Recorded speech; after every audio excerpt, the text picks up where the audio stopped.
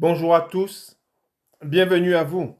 Gloire à Dieu, gloire au Père, au Fils et au Saint-Esprit, comme il était au commencement, maintenant et pour les siècles des siècles.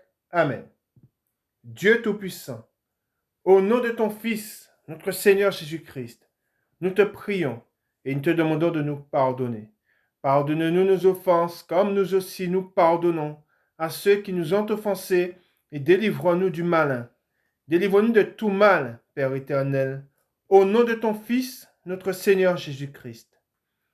Seigneur Jésus-Christ, Maître, toi le Fils unique du Dieu vivant, du Créateur du ciel et de la terre, du Créateur de toutes choses, nous te prions et nous te demandons de nous pardonner.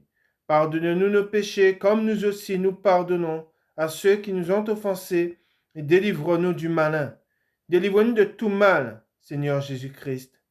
Esprit Saint, Esprit Consolateur, fortifie-nous, affermis-nous et restaure-nous, et conduis-nous sur la voie droite qui mène jusqu'à notre Seigneur Jésus-Christ et jusqu'au Dieu le Père. Amen. Nous allons maintenant faire la prière que notre Seigneur Jésus-Christ, notre Maître, nous a enseignée, et nous disons, Notre Père qui es aux cieux, que ton nom soit sanctifié, que ton règne vienne, que ta volonté soit faite sur la terre comme au ciel. Donne-nous aujourd'hui notre pain quotidien. Pardonne-nous nos offenses, comme nous aussi nous pardonnons à ceux qui nous ont offensés. Et ne nous induis pas en tentation, mais délivre-nous du malin, car c'est à toi qu'appartiennent dans tous les siècles le règne, la puissance et la gloire. Amen. Nous allons maintenant faire la lecture du psaume 92. Louange et prospérité du juste. Psaume cantique pour le jour du sabbat. Il est beau de louer l'Éternel et de célébrer ton nom, ô Très-Haut, d'annoncer le matin ta bonté et ta fidélité pendant les nuits. Sur l'instrument à 10 cordes et sur le luth, au son de la harpe. Tu me réjouis par tes œuvres, ô Éternel, et je chante avec allégresse l'ouvrage de tes mains. Que tes œuvres sont grandes, ô Éternel, que tes pensées sont profondes. L'homme stupide n'y connaît rien, et l'insensé n'y prend point garde. Si les méchants croissent comme l'herbe, si tous ceux qui font le mal fleurissent, c'est pour être détruits à jamais. Mais toi, tu es le Très-Haut à perpétuité, ô Éternel. Car voici tes ennemis, ô Éternel. Car voici tes ennemis périssent. Tous ceux qui font le mal sont dispersés, et tu me donnes la force du buffle. Je suis arrosé avec une huile fraîche. Mon œil se plaît à contempler mes ennemis, et mon oreille à entendre mes méchants adversaires. Les justes croissent comme le palmier, ils s'élèvent comme le cèdre du Liban, plantés dans la maison de l'Éternel. Ils prospèrent dans les parvis de notre Dieu. Ils portent encore des fruits dans la vieillesse. Ils sont pleins de sève et verdoyants, pour faire connaître que l'Éternel est juste. Il est mon rocher, et il n'y a point en lui d'iniquité. Amen. Le monde entier est tourné vers ce qui est mal. Le monde entier est sur la puissance des ténèbres. Le plus grand nombre est sur la puissance, sous la puissance des ténèbres. Et nous connaissons la parole de Dieu. Dieu nous demande de ne pas nous plaire dans ce qui est mal. Dieu nous demande de rechercher le bien. Nous savons que notre Seigneur Jésus-Christ est venu et le châtiment qui nous donne la paix est tombé sur lui. Je répète, le châtiment qui nous donne la paix est tombé sur lui. La colère de Dieu qui nous était destinée, la colère de Dieu qui demeurait sur tout homme, s'est détournée de nous, s'est détournée vers ceux qui ont été à Christ. Et cette colère est tombée sur Christ, sur Jésus-Christ. Par sa mort, nous qui avons cru en lui, nous avons été réconciliés avec Dieu. Je vous donne le titre de la parole du jour. Le titre de la parole du jour, les châtiments de l'Éternel sont prêts. Je répète, les châtiments de l'Éternel sont prêts. Nous allons dans Ésaïe, chapitre 53, et le verset 5.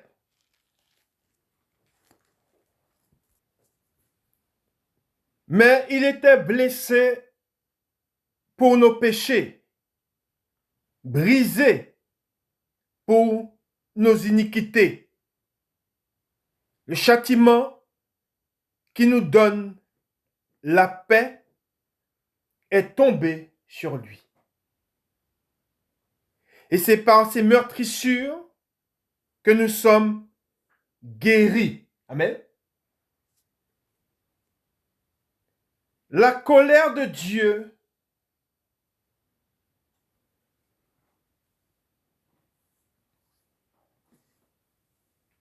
est sur tout homme qui ne s'est pas réconcilié avec lui. Ces châtiments, je répète, ces châtiments sont prêts pour tous les rebelles, pour tous les pécheurs, pour tous ceux qui se plaisent dans le péché, pour les idolâtres, pour les hommes pervers, pour tous ceux qui se sont révoltés contre Dieu, pour tous ceux qui n'ont pas cru en lui, pour tous ceux qui se sont détournés après avoir connu la vérité. Amen. Nous allons voir dans la parole de Dieu ce qu'il est dit.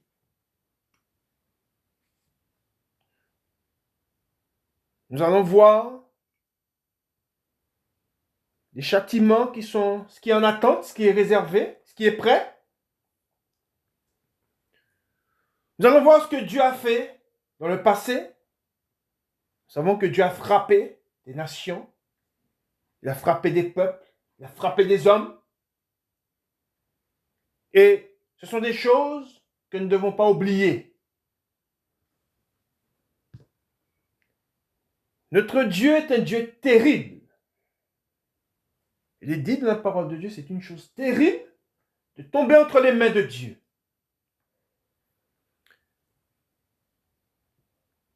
Beaucoup d'hommes n'ayant pas pris garde à la parole de Dieu, n'ayant pas cru en ce qui est écrit, se livrent au péché et suivent des voies qui sont des voies tortueuses. Ce sont des voies qui condamnent l'homme. Et ces voies, c'est quoi ces voies? La désobéissance. Celui qui désobéit, pour celui-là, Dieu, et pour cela, Dieu leur réserve un châtiment.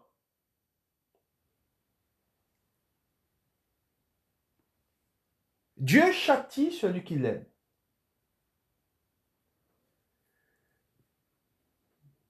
Dieu, dans la parole de Dieu, il y a deux types de châtiments, deux sortes de châtiments. Dieu châtie pour ramener les hommes vers lui. Et il parle aussi, des questions aussi, de châtiment éternel, dont on ne peut s'échapper.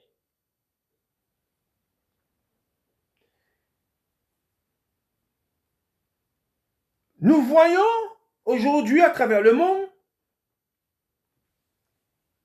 ce sont des choses que Dieu nous a parlé de ces choses.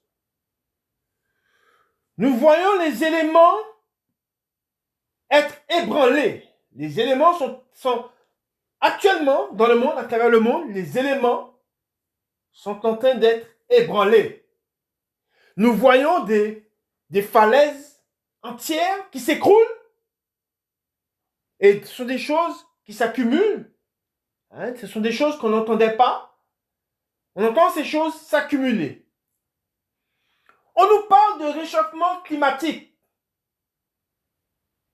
pour détourner les hommes de la vérité. Mais vous devez comprendre qu'une montagne qui chancelle sur sa base, une montagne qui est ébranlée, cela ne se produit que par la volonté de Dieu. Un volcan qui rentre en éruption, c'est par la volonté de Dieu que ce volcan rentre en éruption. Un tremblement de terre, c'est par la volonté de Dieu. Pourquoi? Parce que dans la parole de Dieu, Jésus parle de ce qui va arriver, des signes qui vont arriver avant sa venue. Guerre, bruit de guerre, tremblement de terre, des catastrophes, il est question de grêle. Nous allons voir dans la parole de Dieu que Dieu, quand je vous dis que, c'est écrit dans la parole de Dieu, les châtiments de Dieu sont déjà prêts. Tout est en attente. Pour un jour, pour une heure, et pour une date. Une date. Et quand ce jour sera arrivé, quand cette heure sera arrivée, les hommes voudront fuir. Ils diront aux montagnes, recouvrez-nous. Mais nous savons que notre Dieu, quand sa colère sera répandue, l'effroi enveloppera tout homme. Tous ceux qui n'ont pas cru. L'épouvante les saisira.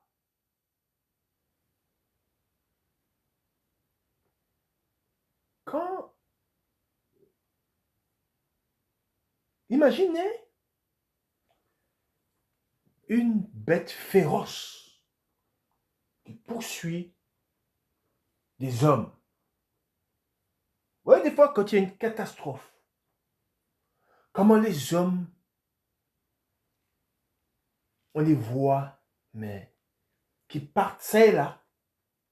Je me rappelle, j'avais vu une vidéo où, quand le Moyen-Orient était frappé par un tremblement de terre, on a vu des gens ils étaient tous assis. Il était tard dans la nuit. Ils étaient attablés dans les restaurants, au coin des rues, assis. On discutait. On voyait que tout vaquait à ses occupations. Et quand tout a commencé à trembler, on voyait les immeubles qui commençaient, la poussière, les balcons. Les gens se sont piétinés pour chercher à fuir. ce qui arrivera quand Dieu va tout ébranler, quand les éléments se dissoudront, les hommes chercheront à fuir, mais ils ne trouveront aucun abri. Ils ont beau se préparer, je vous ai dit une fois, des milliardaires, des gens fortunés savent, ils se doutent qu'il y a une chose terrible qui va arriver. Ils construisent des bunkers avec de la nourriture, avec tout le confort, de l'eau. Mais ils périront. Ils périront. Ils sont en train de bâtir leur tombe. On ne se moque pas de Dieu. Et nous, en sachant cela, nous savons que, et c'est ce qui est dit dans la parole de Dieu, le seul refuge, de même qu'il est dit qu'un seul nom a été donné par qui nous sommes sauvés, un seul refuge nous épargne de la colère de Dieu, de la colère à venir. Et ce refuge, c'est Christ, ressuscité des morts. Amen. Voilà la vérité. Et le véritable abri, c'est Christ. Celui que Dieu a oint. Celui que Dieu a donné un sacrifice afin de racheter le monde, le plus grand nombre. Car tout homme qui se convertira, tout homme qui croira, sera sauvé. Amen. Je vous dis, vous allez voir ce qui est dit, la parole de Dieu sur ces châtiments. Il est dit que ces châtiments sont terribles. Un homme a dit, ces châtiments, nous allons le voir dans la parole de Dieu, m'épouvant. Je répète, un homme a dit, ces châtiments m'épouvant. Sachant cela, ce qui nous est révélé, ce qui nous est dit, devez vous tenir prêts pour échapper au châtiment de Dieu. Quand on parle de châtiment venant de la part de Dieu, nous savons qu'un homme un châtiment, et Dieu s'est servi des hommes dans le passé pour châtier son peuple. Mais quand cela vient de Dieu lui-même, et quand il est dit que Dieu a préparé, il prépare ses châtiments dès le commencement, avant la fondation même du monde, ces châtiments étaient déjà prêts. On voit ce qui est dit dans la parole de Dieu. Amen. Nous allons dans Ecclésiaste, chapitre 8, et nous lisons à partir du verset 11. Ecclésiaste, chapitre 8, et le verset 11. Parce qu'une sentence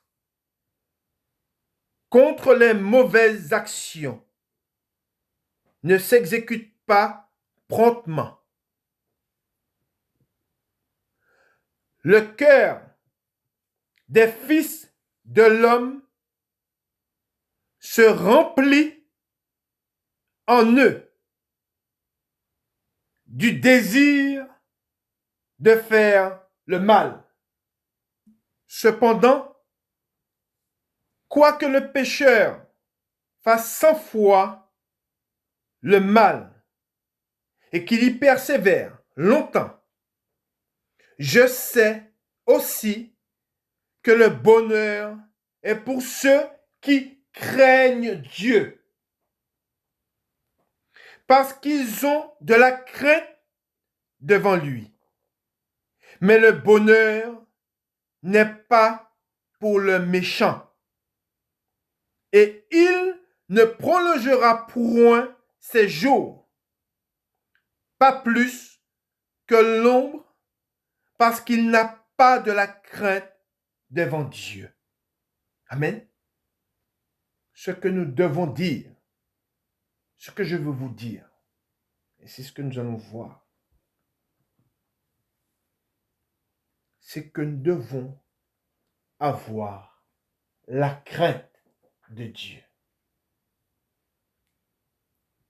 Je vous ai dit, la crainte de Dieu, c'est de rejeter le mal. Ne pas se livrer à ce qui est contraire à Dieu. Ne pas aimer le péché. Ne pas aimer le discours qu'il y a dans le monde. Ne pas suivre les hommes dans leur dérèglement. Ne pas se plaire en leur compagnie. Ne pas être au milieu d'eux. C'est pour cela qu'aujourd'hui, Dieu, il fait une chose. Il met sa nation à part. Vous verrez la différence entre le juste et les justes. Entre le pécheur et celui qui se purifie. C'est ce que nous dit Dieu.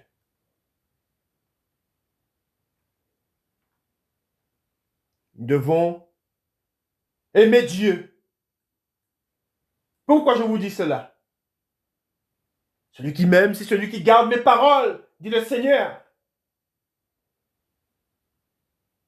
Vous devez aimer la parole de Dieu. Car il est un abri pour tout homme qui cherchera à fuir. C'est là la persévérance des saints, dit le Seigneur. Persévérez dans ce qui est bien. Persévérons dans ce qui est bien.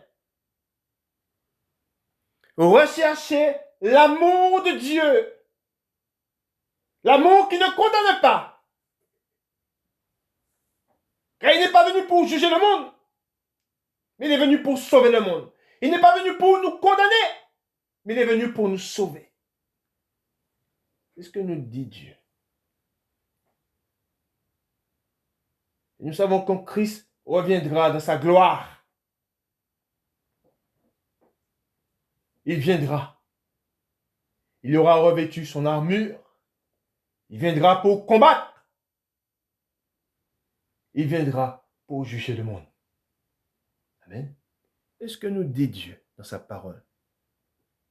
C'est ce que nous savons de lui, c'est ce que nous avons appris de lui. Amen. Dans la parole de Dieu, il est dit, dans Proverbe. Nous allons dans Proverbe, au chapitre 19. Et nous allons retrouver le titre, ce qui est dit, une partie du titre de ce qui est dit. Proverbe, chapitre 19, le verset 29. Regardez, lisez bien ce qui est dit. Et souvenez-vous de la parole de Dieu, que la parole de Dieu soit gravée dans votre cœur. Il est écrit dans la parole de Dieu, les châtiments sont prêts pour les moqueurs et les coups pour le dos des insensés. Amen. Voilà ce qu'il est dit dans la parole de Dieu. Je vous ai dit au début, au commencement de la parole, le châtiment qui nous donne la paix est tombé sur lui. Vous savez ce qu'a subi le Seigneur Christ. Il est dit dans la parole de Dieu qu'il a souffert. Sous qui? Sous Ponce Pilate. Les soldats l'ont frappé. Mais les soldats qui l'ont frappé, c'était des soldats. C'était leur boulot. Leur boulot, c'était de faire souffrir. Il y en a, il y en a qui sont prêts pour faire souffrir les hommes. Pour ceux qui n'auront pas cru, pour ceux qui seront éloignés, séparés de Dieu, pour ceux qui iront au tourment, ils seront livrés au bourreau pour une souffrance éternelle. Les démons ont en horreur l'image de Dieu. Ils ne la supportent pas. N'oublions pas que la parole de Dieu, il dit, et Dieu créa l'homme à son image. Il nous déteste. Mais si nous aimons le mal, si on se plaît dans ce qui est mal, Dieu fait une chose.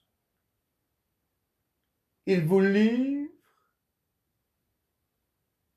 à vos ennemis. Parce que vous avez aimé les choses de ténèbres. Et vous serez livrés aux ténèbres. C'est ça la vérité. Mais ça, le monde ne vous le dit pas. Pourquoi? Parce que le prince de ce monde, c'est Satan. Et Satan, il veut qu'une chose. Il veut une chose, Satan. Il ne veut pas que vous héritiez du royaume des cieux. Car cela lui a été ôté. Il veut vous entraîner à la perdition pour l'éternité. Alors il vous ment. Ce sont les démons qui vous disent, dans beaucoup de fausses églises, Dieu est amour. Mais la parole de Dieu nous enseigne et nous dit, le Père châtie son enfant qu'il aime. Amen. La correction, elle est bannie.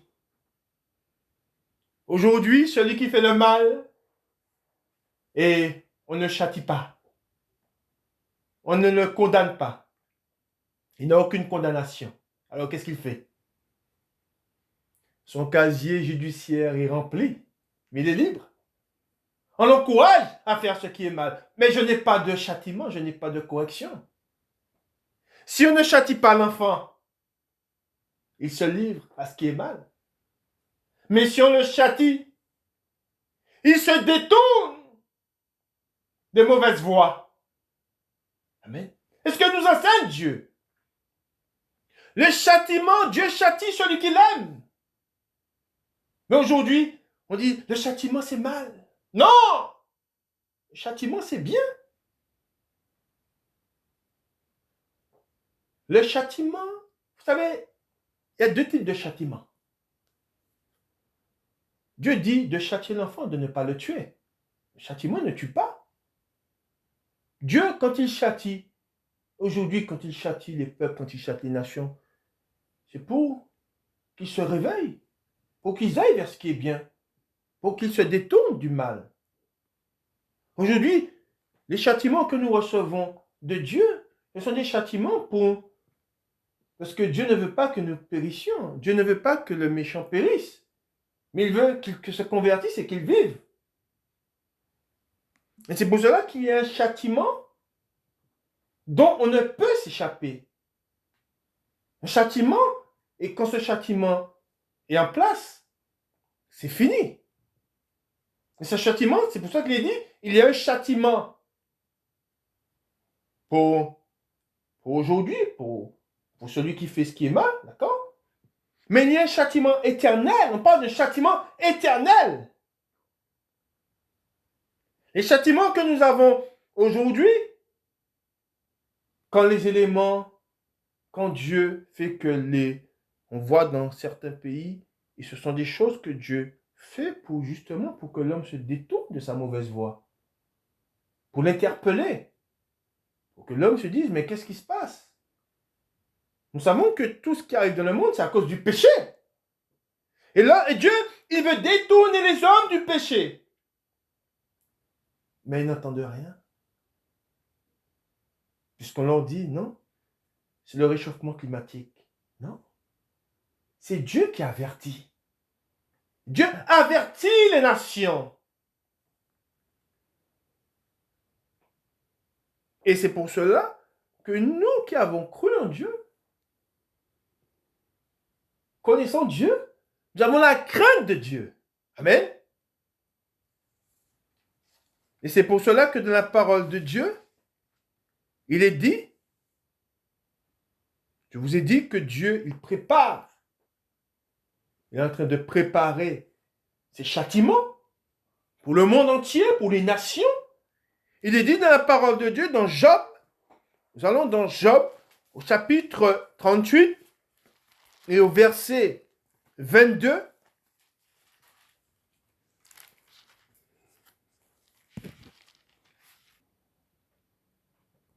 Dans ce chapitre, nous allons lire deux versets. Nous allons voir que le titre c'est l'Éternel répond à Job en décrivant ses œuvres. C'est Dieu qui a une conversation avec Job. Et il dit, au chapitre 38, au verset 22, il dit, es-tu parvenu jusqu'aux amas de neige? As-tu vu les dépôts de grêle que je tiens en réserve pour les temps de détresse, pour les jours de guerre et de bataille? Amen. Alors, vous savez que Dieu, il tient en réserve. Il est en train de préparer, de même qu'un homme se prépare pour la guerre. Et dans les pays où il y a la guerre, les chefs militaires qui ont en charge des munitions, ils ont un travail. C'est de faire des réserves. En préparation pour les préparatifs de la guerre. Et Dieu, il est en train de préparer, mais ça c'est une partie. Il y en a encore d'autres. On verra encore d'autres choses. On lira encore d'autres choses. Là, Dieu, il a un arsenal. Un arsenal, c'est plusieurs types de... Il y a la grêle, il y a les éclairs, il y a toutes sortes d'armes à sa disposition. C'est Dieu. Rien n'est impossible à Dieu. Et on voit que quand les éléments, ne serait-ce, et Dieu aussi, il parle des tornades. Il parle des... Quand on entend des fois dans les pays les gros cyclones, les ouragans, avec des vents terribles. Mais Dieu, ce sont des choses que Dieu, dans sa parole, il parle de ces choses-là. Il parle d'un homme qui viendra avec son ouragan. Et ce sont des choses que le monde verra. On verra ces choses. Et ce sont des choses, on voit quand ça passe dans des pays, quand une terre est ravagée, après le passage d'un tremblement de terre, où le tremblement de terre a tout dévasté, les hommes, quand ils marchent comme s'ils étaient ivres. Mais ils ne sont pas ivres du vin. Mais ils sont ivres de détresse, de douleur. Parce qu'ils ont vu des choses terribles. Parce que ça leur est tombé dessus. Et ils ne s'attendaient pas à cela. Et vous savez, quand quelque chose vous tombe dessus, vous savez que quand quelque chose vous tombe dessus, sans que vous vous attendiez à cette chose, ça vous assomme. Mais, je vous le dis, et c'est écrit, ce dont Dieu parle, Ce sont des choses que le monde n'a point connues. Ce sont des choses que l'œil de l'homme n'aura point vues. Et nous devons être conscients de cela. Et je vous dis, nous sommes appelés, pour ceux qui veulent fuir ces choses, à nous réfugier auprès du Seigneur Jésus. Et je vous dis, ils pourront se faire des tunnels à plusieurs kilomètres sur la terre. Je vous dis, ils sont en train de préparer leur tombe. Continuons dans la parole de Dieu. Nous continuons dans la parole de Dieu. Nous allons lire un passage sur ce qui est déjà prêt. Tout est déjà prêt. On dirait les préparatifs pour ces choses qui vont frapper le monde. Tout est déjà prêt. Elles sont prêtes. Nous allons dans l'Apocalypse.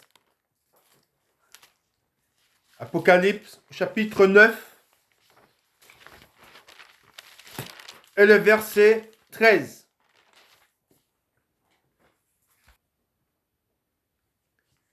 Il est écrit: le 6e ange sonna de la trompette, et j'entendis une voix venant des 4 cornes de l'autel d'or qui est devant Dieu, et disant au 6e ange qui avait la trompette: délie les 4 anges qui sont liés sur le grand fleuve l'Euphrate. Amen. Je fais une pause. Je vous explique pour que pour que vous compreniez.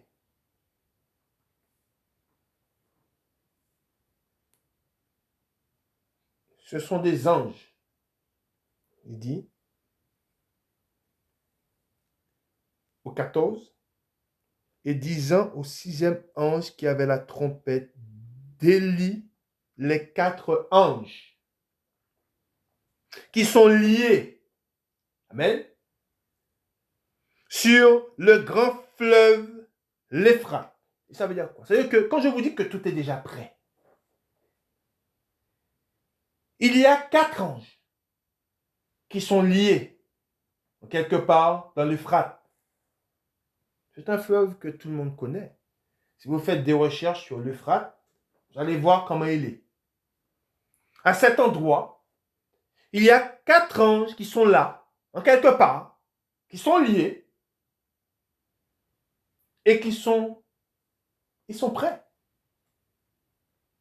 Ce ne sont pas des choses, on nous parle pas là de choses qui ne sont pas encore.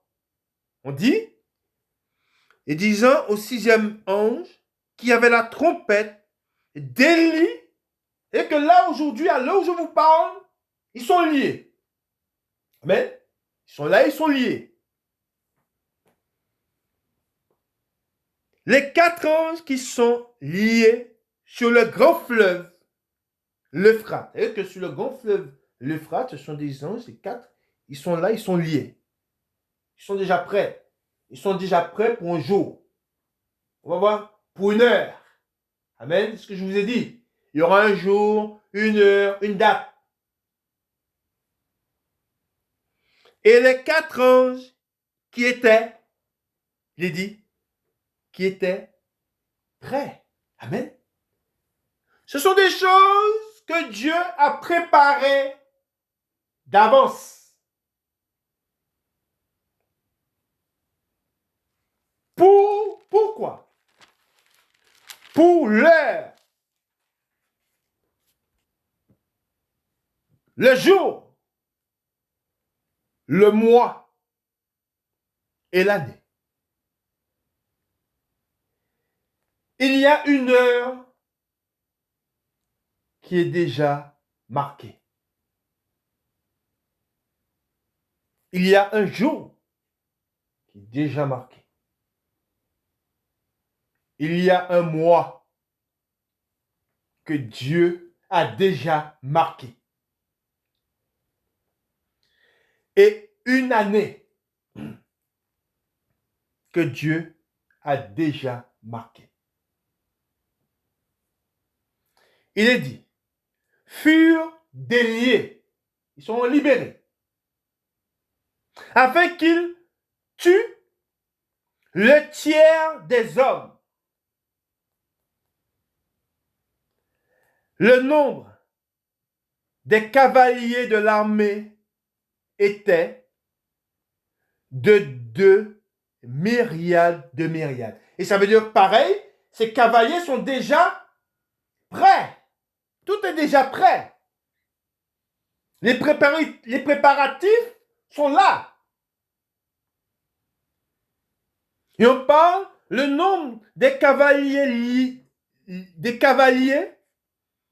de l'armée était de 2 myriades de myriades. Et le chiffre, c'est 200 millions.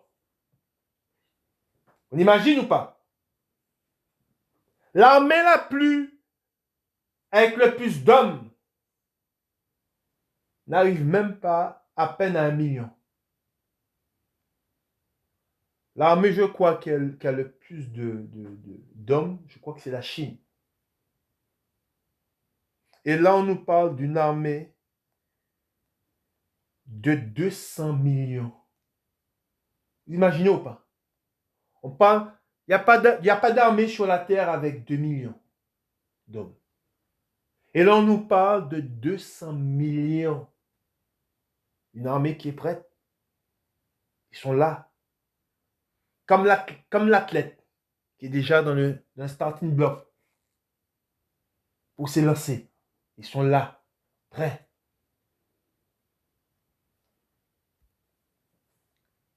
Il dit, j'entendis le nombre. Et là, nous sommes au verset 17. Et ainsi, dans la vision, je vis les chevaux et ceux qui les montaient, ayant des cuirasses couleur de feu, d'hyacinthe et de soufre. Les têtes des chevaux étaient comme des têtes de lions.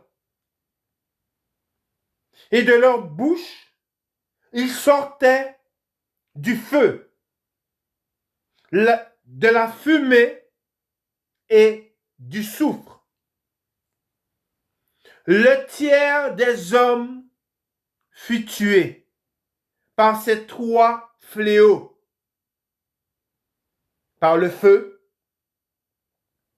par la fumée et par le soufre qui sortait de leur bouche. Amen. Voilà ce qui est dit. Et c'est quelque chose, comme je vous dis, ce sont des choses que Dieu a préparées. Les châtiments de l'Éternel sont prêts.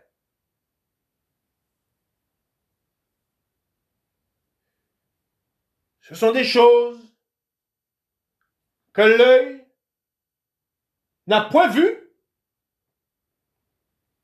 Ce sont des choses qu'aucun homme n'a vues. Ce n'est celui qui nous donne la révélation, Jean. Et ce sont des choses, il y aura un bruit que l'oreille n'a point entendu. Je vous ai dit, je vous ai partagé une fois une vision que j'ai eue du retour du Seigneur Jésus. J'étais chez moi et j'ai entendu un bruit que je n'avais jamais entendu. Il y a eu un fracas, comme si, je ne sais pas si vous avez déjà entendu le bruit d'un avion de chasse eh ben, c'est comme si en une fraction de seconde, il y avait des centaines et des centaines d'avions de chasse qui passaient le mur du son. C'est un bruit qui, ne serait-ce qu'un avion de chasse qui passe le mur du son, ou qui va très vite, c'est déjà un bruit, on l'entend de loin, c'est un bruit qui fait vraiment, qui prend au trip, quoi. C'est vraiment un bruit, on a l'impression que c'est un bruit qui nous déchire de l'intérieur. Et là, imaginez, je vous le dis, le jour où le Seigneur viendra, le jour où nous verrons ces choses, où le monde, je dis nous, le jour où le monde, où les hommes vont entendre ces choses, où ils verront ces choses, ce sont des choses, même le film, vous pouvez prendre le film avec le plus grand budget, où vous verrez, on peut vous mettre tous les effets spéciaux de films de catastrophe, comme vous voulez. Jamais un film ne pourra reproduire ce que les hommes verront ce jour-là et ce qu'ils entendront. Et soyez conscients qu'on nous parle de feu, ce qui est terrible, de soufre et et je rajoute, de grêle, de toutes sortes de choses. Des choses terribles. À ça, vous ajoutez les tremblements de terre. Il est dit que le monde sera frappé par un tremblement de terre que jamais le monde n'aura connu. Et pour calculer les tremblements de terre, on vous prend l'échelle de Richter, mais elle ne suffira pas. On ne pourra pas calculer les degrés, la puissance de ce tremblement de terre-là. Ça serait quelque chose d'inimaginable. Et je vous dis, ce sont des choses que l'œil n'a point vues, que l'oreille n'aura point entendues. Ce sont des choses qui vont ébranler les hommes d'une manière que, ne serait-ce que, vous savez, des fois, il y a des gens, hein, quand ils voient quelque chose, ils tombent.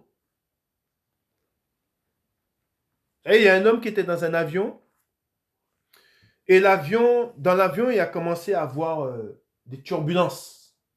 Et l'avion a chuté de je ne sais pas combien de mètres. Et un homme, il est mort d'un arrêt cardiaque. Et quand il a quand il a été confronté à ce qui se passait dans l'avion n'est pas tombé.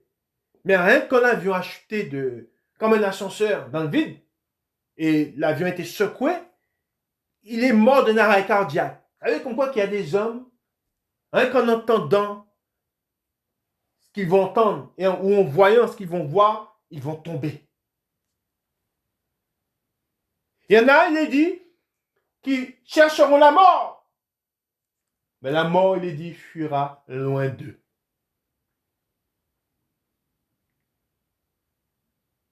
Je ne veux pas voir ces choses. Je ne veux pas voir le désespoir. Je ne veux pas voir il dit que des mères verront leurs enfants mourir. C'est quelque chose de terrible. Le malheur, c'est quelque chose de terrible. Quand un malheur frappe, les hommes sont hébétés.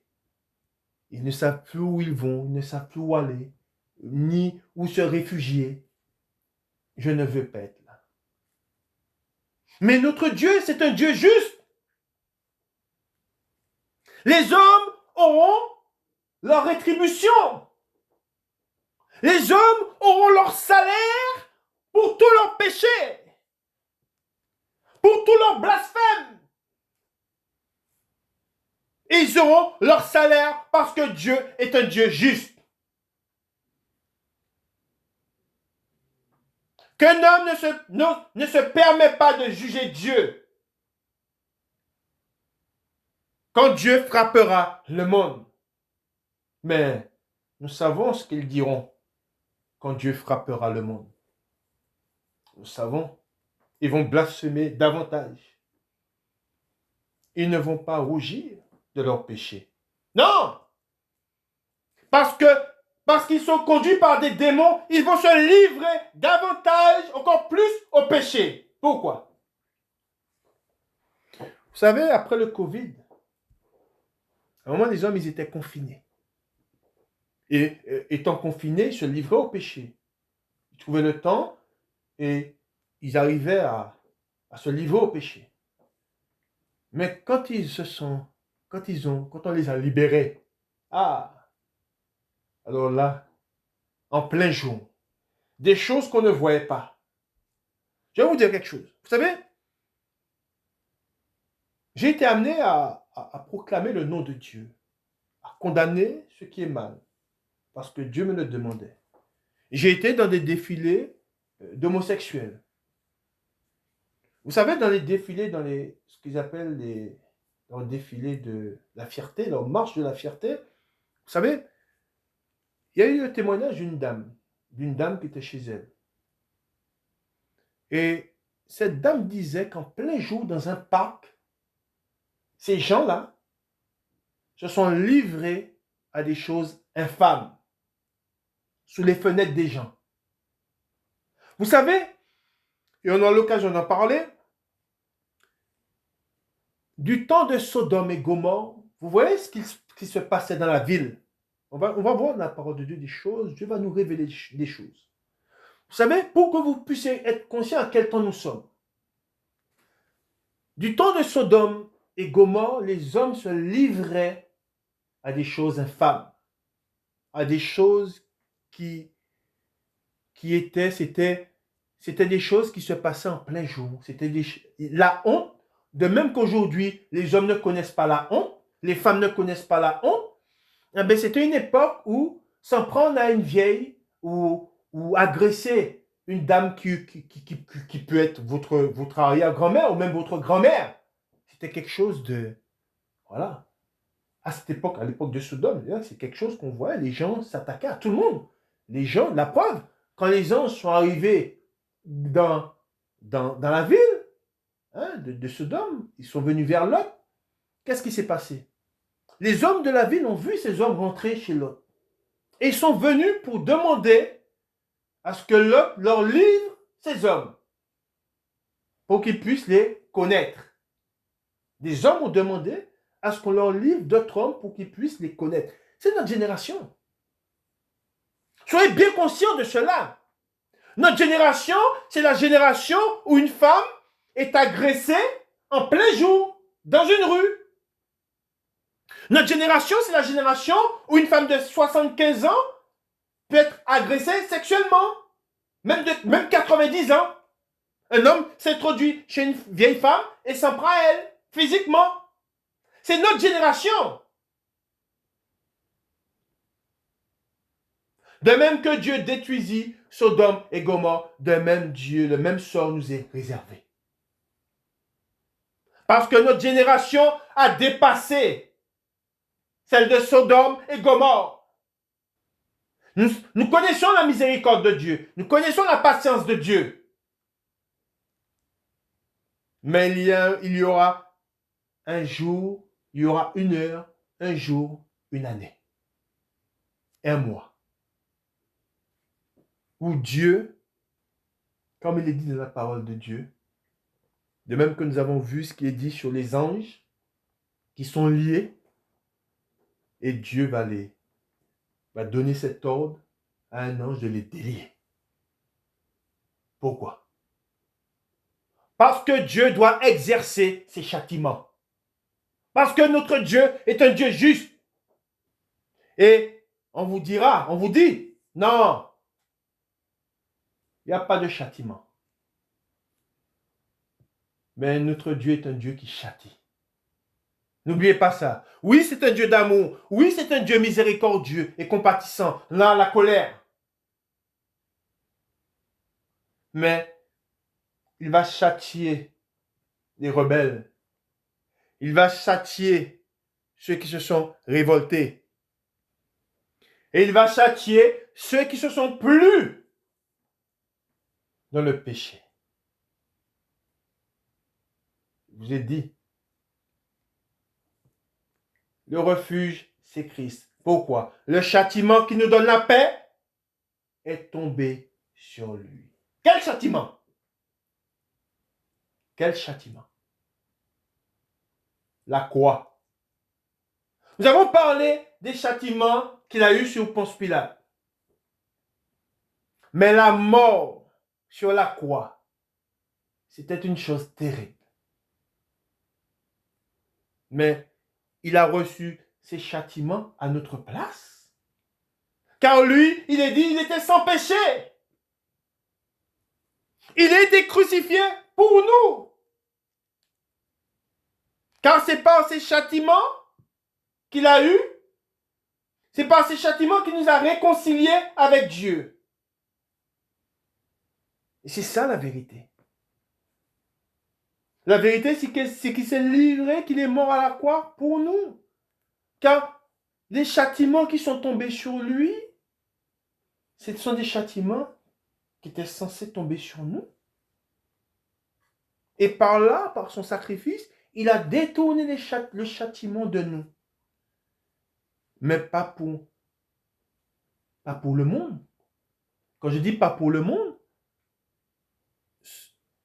cela est, du moins, son sacrifice, ceux dont le châtiment se détourne d'eux, ce sont ceux qui vont à lui. Mais pour ceux qui vivent dans le péché, qui se plaisent dans le péché, qui ne veulent rien entendre, la colère de Dieu demeure sur eux. Amen. Nous allons continuer dans la parole de Dieu. Je vous ai parlé d'un homme qui parle des châtiments de Dieu. Il dit que ce sont des châtiments qui l'épouvantent. Et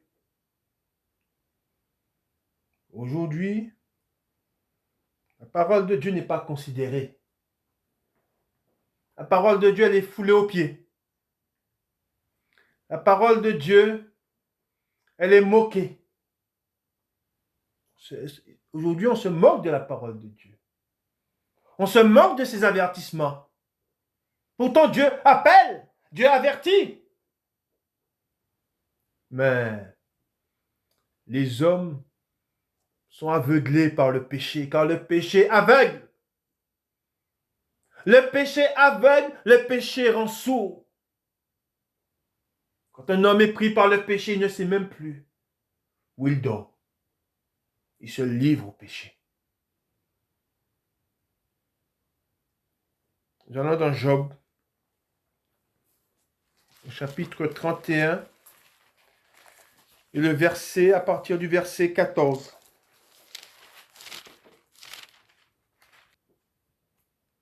Qu'ai-je à faire quand Dieu se lève? Qu'ai-je à répondre quand il châtie?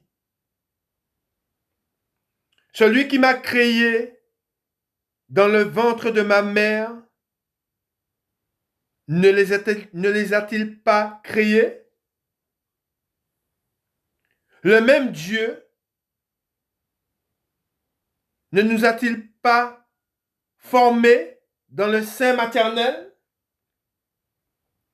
Si j'ai refusé aux pauvres ce qu'ils demandaient, si j'ai fait languir les yeux de la veuve, si j'ai mangé seul mon pain, sans que l'orphelin en ait eu sa part, moi qui l'ai dès ma jeunesse élevé comme un père, moi qui dès ma naissance ai soutenu la veuve, si j'ai vu le malheureux manquer de vêtements, l'indigent n'avoir point de couverture, sans que ses reins m'aient béni, sans qu'il ait été réchauffé par la toison de mes agneaux, si j'ai levé la main contre l'orphelin, parce que je me sentais un appui dans les juges, que mon épaule se détache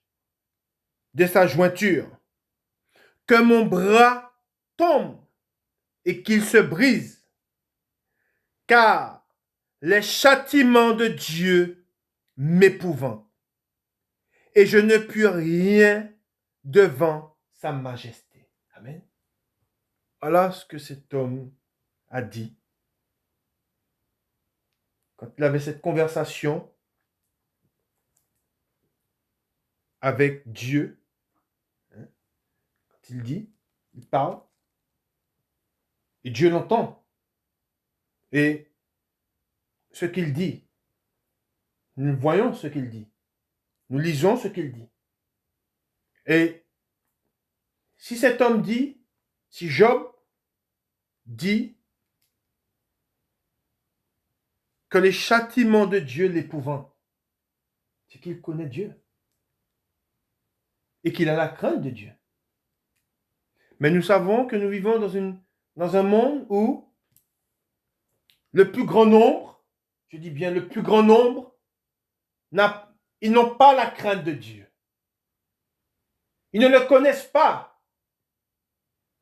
Ils se moquent, ils se moquent de Dieu. Comme je vous ai dit, une fois je vous ai donné cet exemple d'un homme, c'est comme un homme qui joue avec un lion. On donne pour nom à cet homme un insensé. Et Dieu parle des insensés. Dieu parle du châtiment qu'il réserve aux insensés. Pourquoi? Parce que Dieu avertit. Dieu, dans son amour, dans sa bonté, il avertit. Mais personne ne prend garde à ces avertissements. Et nous savons que nous devons avoir la crainte de Dieu. Nous devons enseigner à nos enfants la crainte de Dieu. Nous devons dire à nos enfants qu'ils ne doivent pas se livrer, s'abandonner à ce qui est mal. Nous devons enseigner nos enfants à ne pas écouter le monde. Et nous devons dire à nos enfants qui sont appelés à être des sacrifices vivants pour Dieu. Devons nous sacrifier, devons nous dépouiller. Pourquoi? Et toi, resserrer le chemin qui mène au royaume des cieux. Et peu la trouvent. Large, spacieux, celui qui mène à la perdition. Et beaucoup iront à la perdition parce qu'ils n'ont pas cru, parce qu'ils n'ont pas pris garde. Et si nous savons que tout est prêt, que reste-t-il à faire? À nous empresser d'entrer dans la paix de Dieu. À nous empresser de rentrer dans son repos. Aujourd'hui, si vous entendez sa voix, n'endurcissez pas votre cœur. C'est poussé par l'esprit que des hommes ont parlé de la part de Dieu. Et nous savons que les temps que nous vivons, Dieu appelle. Mais nous voyons que le mal fleurit. Mais tout cela est dans le plan de Dieu. Oui, le mal doit fleurir. Oui, le méchant se plaît dans ce qui est mal. Ils sont fanfarons. Et ils veulent nous entraîner. Je dis bien, ils veulent nous entraîner dans leur dérèglement. Mais nous devons résister. Nous devons résister. Pourquoi? Parce que nous savons quel châtiment qui leur est réservé. Et nous savons que c'est un châtiment qui est éternel. Et qu'il n'y aura point de refuge. On ne peut pas s'échapper de la main de Dieu. C'est une chose impossible. Quand un homme est frappé par la maladie, il ne peut s'échapper. Le mal l'accable. Le mal le couche. Il souffre. Et nous savons que nous pouvons prendre toutes les douleurs qu'un homme puisse connaître et les mettre dans une balance émettre les châtiments de Dieu. Et nous savons que les châtiments de Dieu sont plus grands, sont plus forts, sont plus terribles qu'une douleur de dents, qu'une femme qui accouche. Les douleurs que rencontre une femme qui accouche, ce sont des douleurs terribles. Mais nous savons que ce sont des douleurs qu'on nous parle, dont Dieu nous parle. Alors oui, Dieu compare ces douleurs à des douleurs de l'enfantement, mais nous savons que ce sont des douleurs qui sont terribles. Et c'est des douleurs qui vont envelopper le monde. Ce sont des douleurs les ténèbres seront sur toute la terre. Les ténèbres envelopperont le monde. Et personne ne pourra fuir. Qui a dans son garage un petit, je sais pas moi, un avion ou un petit vaisseau pour fuir? Qui peut fuir? Si quelque chose nous enveloppe la terre, qui va fuir? Qui? Personne ne pourra fuir. Amen. Alors, on s'imagine, et Dieu, il connaît les pensées de l'homme. Qui a donné l'intelligence à l'homme? Dieu. Alors, on peut s'imaginer se réfugier sur une autre planète, car nous savons ce qu'ils ont dans le cœur, Dieu sait ce qu'ils ont dans le cœur, mais personne ne pourra fuir. Personne. Nous avons vu la première partie ensemble, et nous verrons la deuxième partie. Que le Seigneur vous bénisse et qu'il vous garde. Dieu dit dans sa parole, c'est quelque chose de très important. Il la recouvre de plâtre. Mais quand viendra le déluge, quand viendra la grêle, elle s'écoulera. Je ne vous recouvre pas de plâtre. Je vous donne la parole de Dieu. Pour vous tenir éveillé. Pour que vous sachiez ce qui s'en vient. Et on se rappelle de ce que Jésus nous a dit. Je vous ai tout annoncé d'avance. Pourquoi? Afin que vous soyez prêts. Être prêt? Comment peut-on se préparer? Entre dans ta chambre et cherche cette relation avec Dieu. Recherche la seule chose qui peut te tenir éveillé. La présence de Jésus-Christ. Dans ton cœur, dans ta vie. Amen. Que le Seigneur vous bénisse et qu'il vous garde. Bon dimanche à vous. Amen.